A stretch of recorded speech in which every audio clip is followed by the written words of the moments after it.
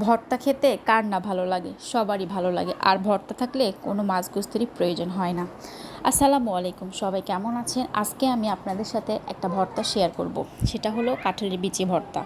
আমাদের এলাকায় এটাকে গুটলি ভর্তাও বলে, জানি না আপনাদের এলাকায় কী কী বলে। তো এখানে আমি কাঁচা শুটমরিচগুলো ভেজে নিয়েছি, আর গুটলিকে আমি সেদ্ধ করেছি। হ্যাঁ, অনেকেই দেখতাম, আমাদের মা খালা এদেরকে দেখতাম যে গুটলি অনেক সময় ধরে পাতিলে সেদ্ধ করে হাত দিয়ে একটা একটা করে ছেলে। তো আসলে ডিজিটাল যুগ, আর এই যুগে সব কিছুই খুব সহজ।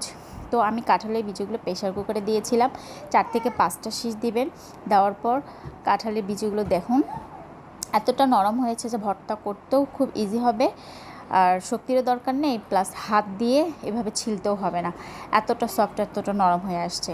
তো এখানে আমার কাঁঠালের বিচি ছালগুলো ছাড়িয়ে নেওয়া হয়েছে, আর এখানে আমি যে শুটমরিচগুলো ভেজে নিয়েছিলাম সেটাকে এখন গুঁড়া করা হচ্ছে। আর আমরা বেশিরভাগ ভর্তা বাটনার মধ্যেই করি, আমাদের এলাকায় এটাকে বাটনা বলে, শিল আর বাটনা, এটার মধ্যে আমরা ভর্তা করি, হাতে ভর্তা।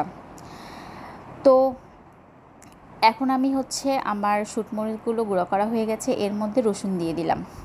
রসুনগুলোকে গুঁড়ো করার পর এখন আমি কাঁঠালের বিচিগুলো দিয়ে দিব। আর কাঁঠালের বিচিগুলোকে দেখুন কত তাড়াতাড়ি অল্প সময়ের মধ্যে, এবং এতটা নরম হয়েছে, জাস্ট শিল দিয়ে আস্ত মানে আলগাভাবে ডলা দিতেই ভর্তা হয়ে যাচ্ছে।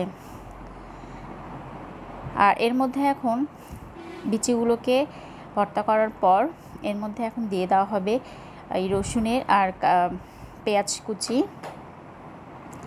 আর হ্যাঁ, অবশ্যই আপনারা এই কাঁঠালের বিচি ভর্তার মধ্যে অবশ্যই আপনারা লেবু দিবেন।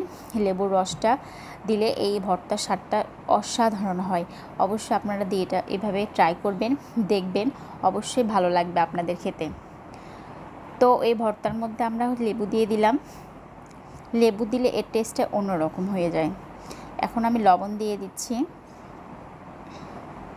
আর পেঁয়াজ কুচি দিয়ে দিলাম। দিয়ে এটাকে আবার শিলতে ডলবো। তেল দিয়ে দিলাম। তেলটা একটু, যে কোনো ভর্তায় তেলের পরিমাণটা একটু বেশি দিলেই ভালো হয়।